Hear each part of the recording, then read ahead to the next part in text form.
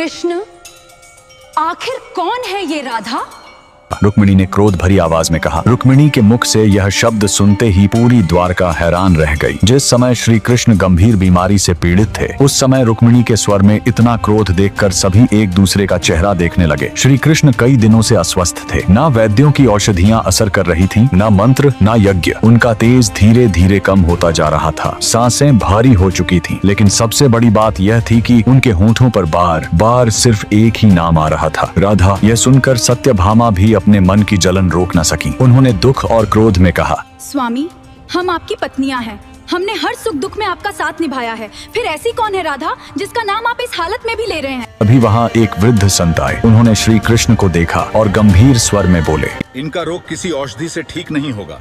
इनके उपचार के लिए उस व्यक्ति के चरणों की धूल चाहिए जो इन्हें संसार में सबसे अधिक प्रेम करता हो। सुनते ही सभी चौंक गए। सत्यभामा तुरंत आगे बढ़ी और बोली, मैं कृष्ण से सबसे अधिक प्रेम करती हूँ। मैं अपने चरणों की धूल देने को तैयार हूँ। लेकिन संत ने उन्हें रोक दिया। उन्होंने कहा, सोच लो, जिसके चरणों की धूल कृष्ण के मस्तक पर लगेगी, उसे कई जन्मों तक नरक भोगना पड़ेगा। यह सुनते ही सब शांत हो गए। रुक्मिणी के हाथ कांपने लगे। सत्यभामा भी धीरे धीरे पीछे हट गई। कोई भी यह पाप अपने ऊपर लेने को तैयार नहीं था। तभी श्री कृष्ण ने धीरे से कहा, वृंदावन। उनका संकेत समझते ही तुरंत रथ वृंदावन भेजा गया। जब राधा रानी को श्री कृष्ण की हालत के बारे में पता चला तो उनकी आंखों से आंसू बहने लगे। गोपियां बोली, राधे, अगर तुमने चरणों की धूल दी तो तुम्हें नरक मिलेगा। यह सुनते ही राधा ने बिना एक पल सोचे अपने चरणों की धूल उठा ली और बोली, अगर मेरे कान्हा ठीक हो जाएं, तो मुझे हजारों जन्मों का नरक भी स्वीकार है।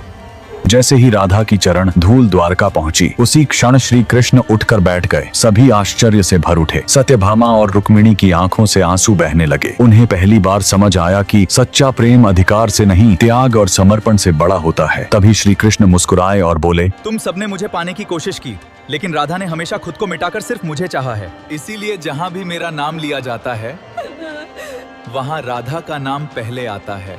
सुनते ही सत्यभामा और रुक्मिणी दोनों श्रद्धा से राधा के चरणों में झुक गईं। उस दिन सभी ने समझ लिया, कृष्ण भगवान हो सकते हैं, लेकिन उनके हृदय में सबसे पहले राधा ही हैं। अगर यह कथा ने आपके हृदय को छू लिया हो तो कमेंट में जय श्री राधे कृष्ण जरूर लिखें।